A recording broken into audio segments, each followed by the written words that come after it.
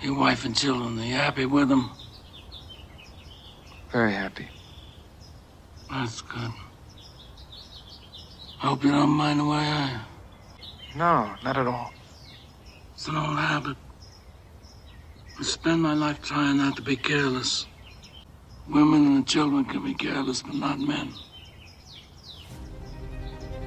There's a moment in every man's life when excuses stop working, when charm fades, when potential means nothing, and all that's left is responsibility. That's the moment this clip represents. Not violence, not ego. Weight. The weight of decisions. The weight of consequences. The weight of becoming the man your life demands, not the one you feel like being. Manhood isn't declared, it's demonstrated. Most men today are overloaded with comfort and starving for purpose. They're busy explaining their struggles instead of mastering them, busy blaming systems, people, timing, anything but themselves. But the world doesn't reward explanations. It rewards capability. Michael Corleone didn't rise because he complained. He rose because he accepted reality as it was and decided to carry the burden anyway. That's what man up actually means. It doesn't mean suppress emotion. It means control. It doesn't mean dominance over others. It means mastery over self. It doesn't mean pretending life is easy. It means handling it when it's not. A man steps into power the moment he stops waiting to be rescued, the moment he realizes no one is coming to fix his life. That truth is uncomfortable, but it's freeing, because once you accept responsibility, you regain control, and control is the foundation of confidence. Weakness hides behind entitlement. Strength lives in accountability. This section matters because it sets the tone. You don't become respected by demanding it. You become respected by being reliable under pressure, by showing up when it's hard, by standing firm when it would be easier to fold, by choosing long-term dignity over short-term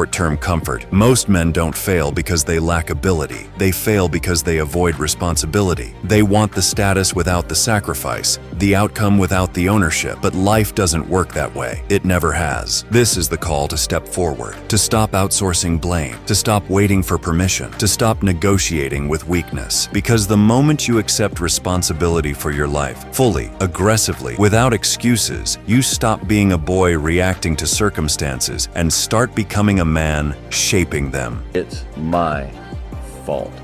It's my fault. You need to stand up and be a man. There ain't many of us left, but stand up and be a man. If you can't pay your bills, it's your fault. Now that's harsh. And there are rare circumstances where that's not so. But for the most part, if you made foolish and unwise and irresponsible financial decisions, that's your fault. It is not the government's fault to forgive your student loan debt. There is nothing more dangerous than a man who takes full ownership of his life. No excuses, no blaming the past, no pointing fingers at parents, systems, bosses, or circumstances. The moment a man accepts that, everything in his life, his results, his failures, his position, is his responsibility.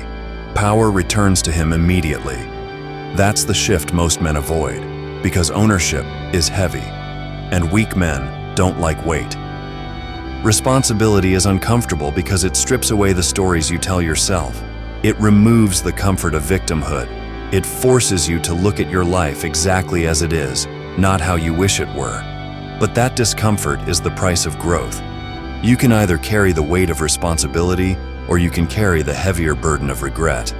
There is no third option. A man who owns his life stops negotiating with weakness. He doesn't wait to feel motivated. He doesn't wait for better conditions. He acts because action is required. Discipline becomes non-negotiable. Standards rise, excuses disappear, and slowly, painfully, things begin to change. Not overnight, but permanently. Most men want confidence without competence. They want respect without reliability. They want results without repetition. But responsibility exposes the truth. Nothing improves until you do.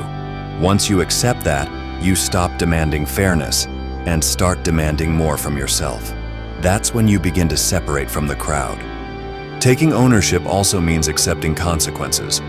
When you mess up, you don't hide, you fix it. When you fall behind, you don't complain, you work. When life hits hard, you don't collapse, you endure. That's manhood, not perfection, resilience. The men who rise are not the ones with the best circumstances. They are the ones who stop outsourcing blame and start building capability. They understand that nobody owes them comfort, understanding, or success. Everything must be earned. Every inch, every day. This is where boys fall away. A man looks at his life and says, "This is on me," and then he does something about it. Responsibility. That's what gives life meaning. It's like lift a load. Then you can tolerate yourself, right? Because look at, you're useless, easily hurt, easily killed. Why should you have any self-respect? That's the story of the fall. Pick something up and carry it. Make it heavy enough so that you can think, yeah, well, useless as I am, at least I could move that from there to there. A man without meaning is dangerous, not to others but to himself. When there is no purpose, discipline collapses. When there is no direction, responsibility feels pointless. That's why so many men drift. They work without vision. They suffer without reason. And eventually, they numb themselves with distractions, because pain without meaning becomes unbearable. This is where most men break. Meaning is what allows a man to carry weight without resentment. It's what turns sacrifice into strength instead of bitterness. Jordan Peterson's message cuts deep because it doesn't offer comfort. It offers truth. Life is heavy. Responsibility is brutal. And if you don't attach that weight to something larger than yourself, it will crush you. A man needs something worth suffering for. When meaning is clear, discipline becomes sustainable.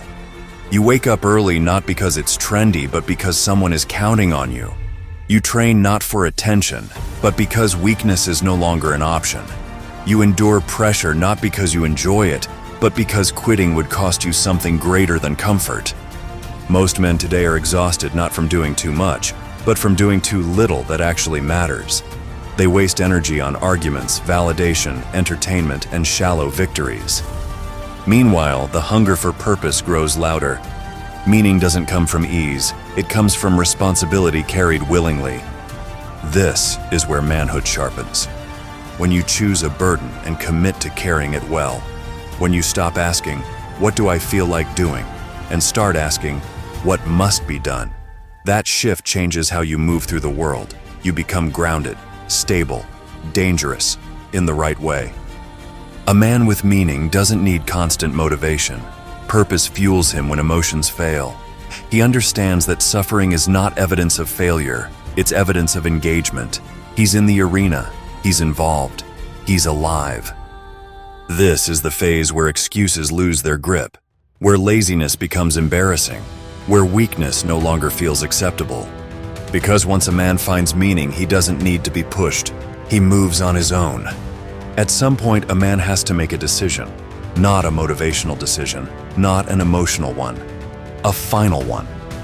Either he carries the weight of his life, or he spends the rest of it complaining about how heavy it feels. There is no neutral ground. You are either becoming stronger, or you are becoming irrelevant. Manhood is not about words, it's about burden.